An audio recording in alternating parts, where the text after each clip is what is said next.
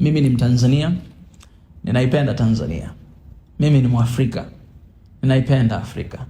Ninaamini katika Afrika, ninaamini katika Tanzania.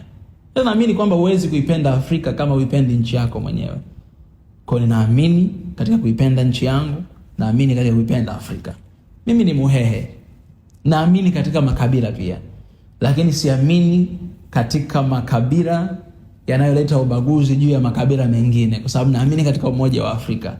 Kwa hiyo unaanza chini kabisa, naamini mimi kama individual, kama mtu, naamini katika kabila langu, naamini katika makabila mengine pia, naamini katika nchi yangu, naamini katika nchi nyingine pia za Afrika, naamini katika Afrika kwa ujumla. Kwa nini naamini? Ninapoanza kwenye kabila, kwenye nchi, naamini hii ni picha ndogo, ila naamini katika bigger picture, na bigger picture ndio Afrika, kwamba Afrika ni moja na lazima tuishi kwa mlengo huo. Naamini katika uwezo wa Afrika, naamini katika uwezo wa nchi zetu, naamini katika utajiri, kwamba Afrika ina utajiri ambao bado hata mwingine hujagunduliwa.